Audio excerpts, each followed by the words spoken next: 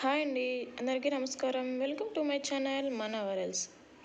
ఆ ఛానల్ని ఎవరైనా ఫస్ట్ టైం చూస్తున్నట్లయితే ఛానల్ని సబ్స్క్రైబ్ చేసుకోండి.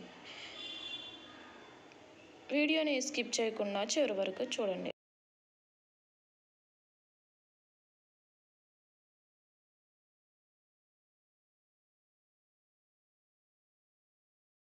హాయ్ అండి, అందరికీ నమస్కారం. Welcome to our channel. వీడియోని స్కిప్ చేయకుండా చివరి వరకు చూడండి. నా ఛానల్ని ఇంకా ఎవరైనా సబ్స్క్రైబ్ చేసుకునే వాళ్ళు ఉంటే ఇంకా మరిన్ని వీడియోస్ కోసం ప్లీజ్ ఛానల్ని సబ్స్క్రైబ్ చేసుకోండి. వీడియోకి లైక్ చేయడం మాత్రం మర్చిపోకండి. తిరుమలకు ముక్కోటి దేవతలు వస్తున్నారో. వెంకన్న స్వామి గరుడ వాహన సేవ ఎప్పుడంటే ఈ విషయం గురించి మనం ఈరోజు తెలుసుకుందాం. తిరుమలలో ప్రతి సంవత్సరం గరుడ వాహన సేవ జరుగుతూ ఉంటుంది. అది ఎప్పుడో ఈరోజు మనం తెలుసుకుందాం. కలియుగ ప్రత్యక్ష దైవం శ్రీ వెంకటేశ్వర స్వామి బ్రహ్మోత్సవాలకు సర్వం సిద్ధమయ్యింది. మరి ఏడాది బ్రహ్మోత్సవాలు ఎప్పుడు మొదలవుతాయి? స్వామివారు వాహన సేవ వివరాల కోసం ఆసక్తిగా ఎదురుచూసే భక్తుల కోసమే ఈ ప్రత్యేక కథనం. ప్రపంచంలోని అత్యంత ప్రాచీనమైన మహిమాన్వితమైన ఆలయంగా పేరొందిన తిరుమల శ్రీ వెంకటేశ్వర స్వామి ఆలయంలో ఆ దేవదేవుడు స్వయంభుగా వెలిశాడు. రోజు కొన్ని లక్షల మంది దర్శించుకునే ఆలయం ఒక్క తిరుమల వెంకన్న స్వామిదే అంటే అది అతిశయోక్తే కాదు. క్షణకాలమైన స్వామిని చూడగలిగితే చాలంటూ భక్తులు ఎంతో ప్రయాసాలకు ఓర్చి స్వామి దర్శనానికి వస్తుంటారు. అయితే బ్రహ్మోత్సవాల సమయంలో మాత్రం ఈ సంఖ్య రెట్టింపు అవుతుంది. బ్రహ్మోత్సవాలు ఎప్పటి నుంచి ప్రారంభమవుతాయంటే 2024 ఏడాదికి గాను బ్రహ్మోత్సవాలు షెడ్యూల్ను తిరుమల తిరుపతి దేవస్థానం అధికారులు తాజాగా విడుదల చేశారు. అక్టోబర్ 3వ తేదీ గురువారం నుంచి ఈ బ్రహ్మోత్సవాలు మొదలు కానున్నాయి. ఆ వివరాలు పూర్తిగా తెలుసుకుందాం. అక్టోబర్ 3వ తేదీ గురువారం రాత్రి 7 నుంచి 8 గంటల వరకు అంకురార్పణ ఆరాధనతో బ్రహ్మోత్సవాలకు శ్రీకారం చుడతారు.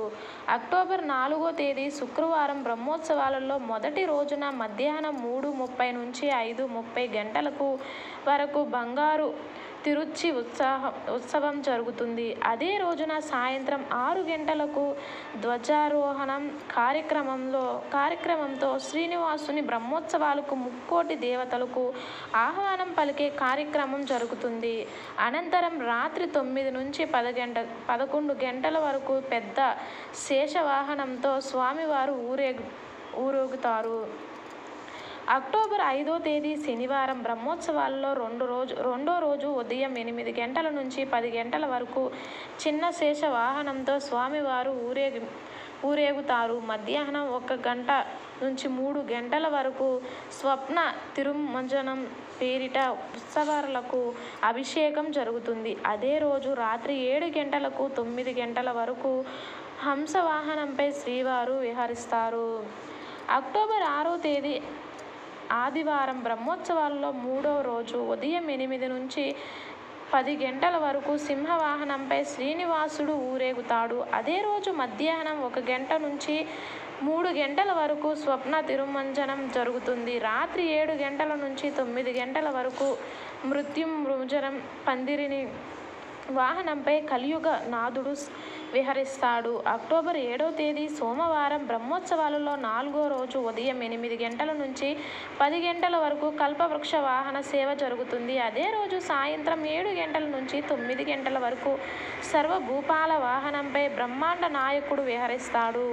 అక్టోబర్ 8వ తేదీ మంగళవారం బ్రహ్మోత్సవాలలో 5వ రోజు ఉదయం 8 గంటల నుంచి 10 గంటల వరకు మోహిని అవతారంలో స్వామి భక్తులను అలరిస్తాడు. అదే రోజున రాత్రి 7 గంటల నుంచి 12 గంటల వరకు గరుడ వాహన సేవ జరుగుతుంది.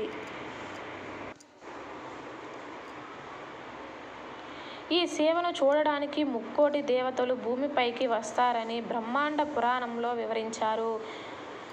అక్టోబర్ 9వ తేదీ బుధవారం బ్రహ్మోత్సవాలలో 6వ రోజు ఉదయం 8 నుంచి 10 గంటల వరకు హనుమంత వాహనం సేవ జరుగుతుంది. అదే రోజు సాయంత్రం 4 నుంచి 5 గంటల వరకు స్వర్ణ రథోత్సవం జరుగుతుంది. రాత్రి 7 గంటల నుంచి 9 గంటల వరకు గజ వాహనంపై వెంకటేశ్వర స్వామి ఊరేగుతాడు. అక్టోబర్ 10వ తేదీ గురువారం బ్రహ్మోత్సవాలలో 7వ రోజు ఉదయం 8 గంటల నుంచి 10 గంటల వరకు సూర్యప్రభ వాహన సేవ జరుగుతుంది. మధ్యాహ్నం 1 గంట నుంచి 3 గంటల వరకు స్వప్న తిరుమంజనం జరుగుతుంది. అనంతరం రాత్రి 7 గంటల నుంచి 9 గంటల వరకు చంద్రప్రభ వాహనంపై శ్రీవారు భక్తులకు అలరిస్తారు. అక్టోబర్ 11వ తేదీ శుక్రవారం బ్రహ్మోత్సవాలలో 8వ రోజు ఉదయం 6 గంటల రథోత్సవం జరుగుతుంది. అదే రోజు సాయంత్రం 7 గంటల నుంచి 9 గంటల వరకు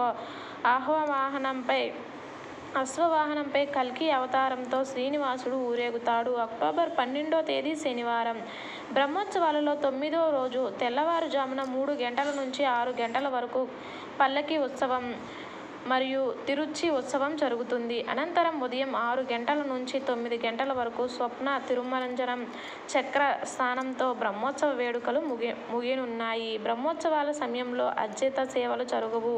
స్వామివారు దర్శనానికి భక్తులు పోటెత్తుతారు. ముందుగా బుక్ చేసుకున్న వారికి ఇబ్బంది ఉండదు. ఉచిత దర్శనానికి వెళ్తే భక్తులకు కూడా ఎక్కువ సమయం పట్టే అవకాశం ఉంది. కాబట్టి బ్రహ్మోత్సవాలలో స్వామివారి దర్శనానికి వెళ్ళాలనుకునే వారు తగు జాగ్రత్తలు తీసుకుంటే మంచిది. ఓం నమో వెంకటేశాయ. ఈ వీడియో కనుక మీకు నచ్చినట్లయితే లైక్ చేసి షేర్ చేయండి. నా ఛానల్ని ఎవరైనా సబ్స్క్రైబ్ చేసుకొని వాళ్ళు ఉంటే ఇంకా మరిన్ని వీడియోస్ కోసం ప్లీజ్ ఛానల్ని సబ్స్క్రైబ్ చేసుకోండి. వీడియోకి లైక్ చేయడం మాత్రం మర్చిపోకండి. వీడియోని స్కిప్ చేయకుండా చివరి వరకు చూసినందుకు ధన్యవాదాలు.